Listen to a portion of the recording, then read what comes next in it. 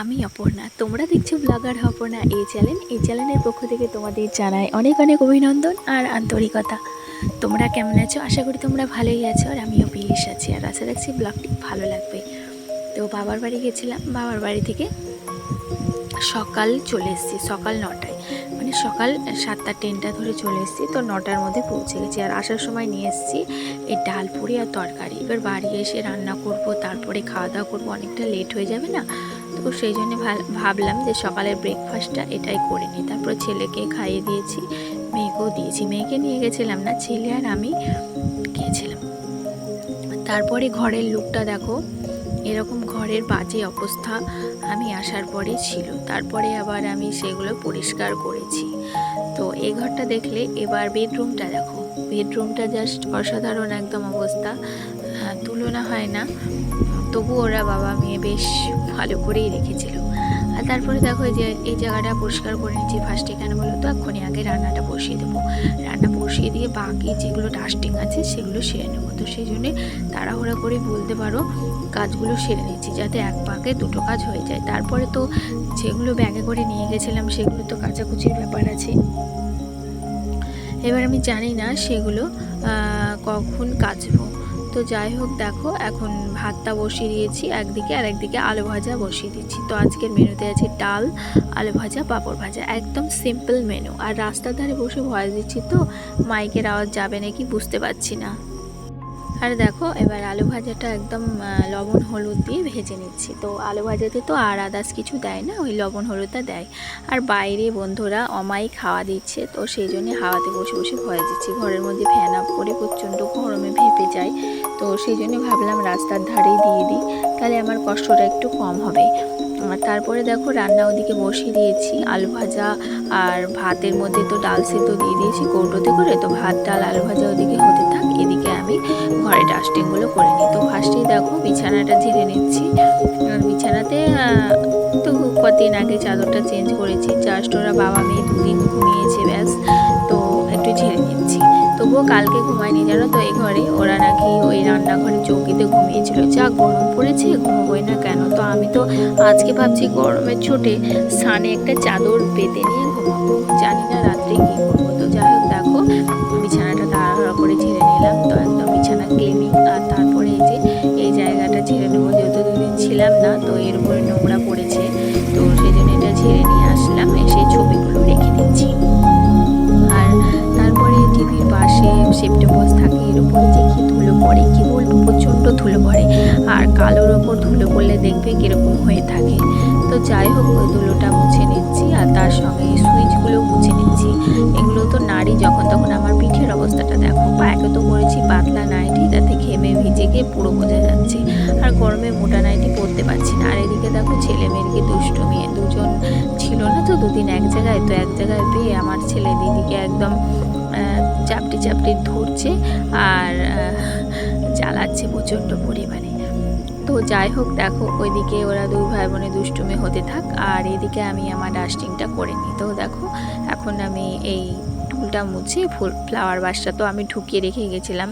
এবার আমার মেয়ে যদি বাই চান্স ভেঙে দেয়, আমি থাকবো না, এমনিতেই বকাঝকা করে এগুলো আমাকে রাখতে হয়। সামান্য জিনিস তবুও আমাকে বকাঝকা করে রাখতে হয় জানো তো।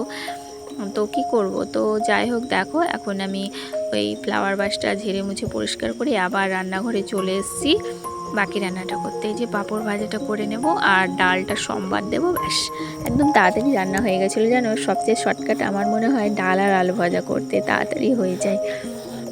বেশি তো লেট করিনি, এসে 10 মিনিট রেস্ট করেছি, হাওয়া খেয়েছি, তারপরে কাজে লেগে পড়েছি। আর এক জায়গা থেকে এসে ঘরের যে এরকম বেহাল অবস্থা হয়, একমাত্র বোধহয় যে কোনো রমণীরাই এই জিনিসটা ফিল করতে পারে। কি বলো তো, কোনো জায়গায় বেড়াতে গেলে পরের দিন যদি সেই জায়গা থেকে আসে, তাহলে ঘরের অবস্থা প্রচণ্ড বাজে হয়ে থাকে। তো সেই জন্যই বললাম এই ফেসটা কেবলমাত্র রমণীরাই করতে পারে। তো যাই হোক দেখো এখন ওদিকে ভাত হয়ে গেল, আলু ভাজা হয়ে গেল, এবার ডালটা সোমবারটা দিয়ে দেবো। পাঁপড় ভাজা তো হয়েই গেছে। আর তারপরে এই যে এখন নুন হলুদ যা লাগবে ডালে দিয়ে দিয়েছি, তাই আমি কৌটোগুলো একদম মুছে নিচ্ছি।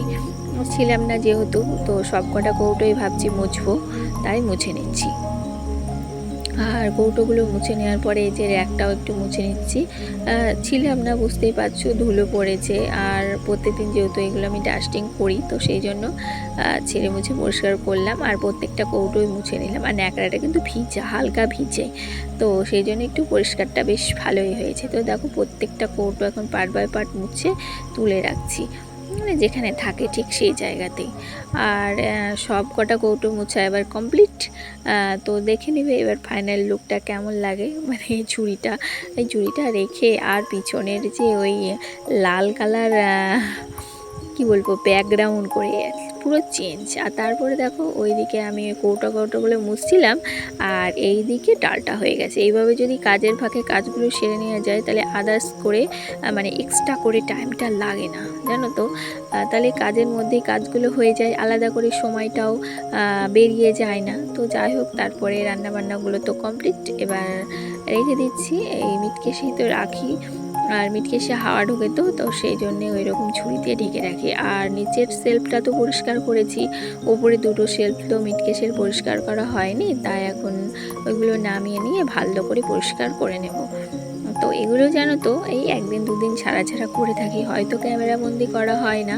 তো আজকে ভাবলাম করছি, যখন ক্যামেরাবন্দি করি, যেহেতু আগের দিন ব্লগ যায়নি, মায়ের খুব শরীর খারাপ ছিল, তো ওই জন্য মায়ের সঙ্গে বসে বসে গল্প,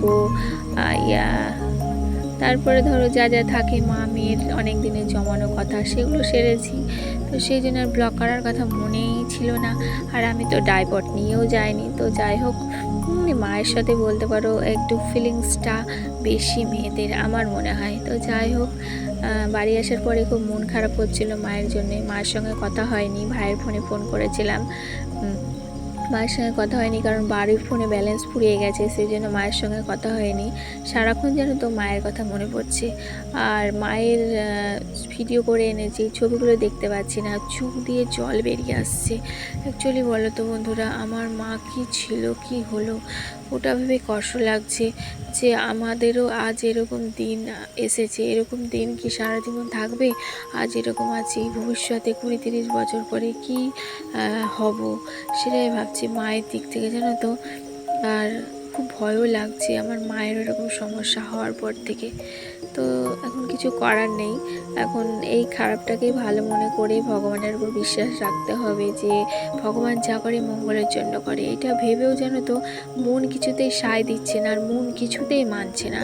তো এই কথাগুলো তোমাদের সঙ্গে শেয়ার না করে পারলাম না, তাই আজকে কথাগুলো ব্যক্তিগত কিছু কথা তোমাদের সঙ্গে শেয়ার করলাম। আর তারপরে দেখো পুরো তো কথায় রুম ক্লিনিং কমপ্লিট, একদম চাকাচাক করে নিয়েছি। আর করে নেওয়ার পরে যে ফাইনাল লুকটা তোমাদের সঙ্গে শেয়ার করে দিলাম। আর ফাইনাল লুকটা শেয়ার করে দেওয়ার পরে জানো তো স্নানে গেছিলাম, প্রচণ্ড গরম পড়েছে, আর কাজ করতে গিয়ে যা ঘেমে গেছি কি বলবো।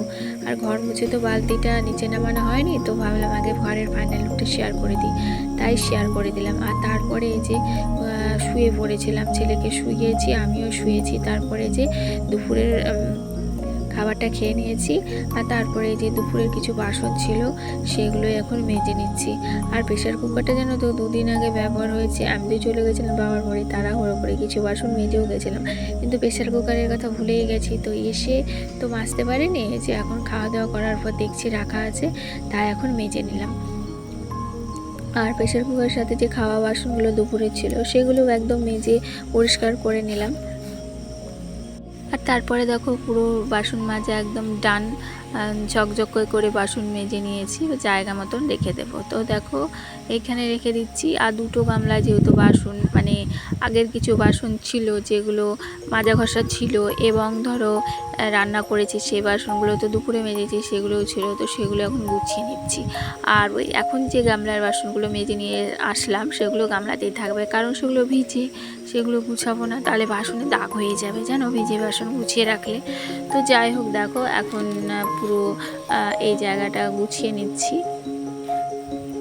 সকালে কিন্তু এই জায়গাটা তোমাদের সঙ্গে শেয়ার করেছি কিনা খেয়াল করতে পারছি না, তো যাই হোক এখন শেয়ার করে দিলাম। মানে কি বলবো, আনাচে কানাচে ধুলো পড়ে গেছে 2 দিন সামান্য বাড়িতে না থাকাতে। আর তারপরে দেখো এগুলোও রেখে দিলাম। আর রেখে দেওয়ার পর ভিডিওটি কন্টিনিউ করে নিই। তাহলে চলো আজকের মতো এইটুকুই, দেখা হচ্ছে আগামীকাল। ততক্ষণ তোমরা সকলে খুব ভালো থেকো, সুস্থ থেকো, নমস্কার।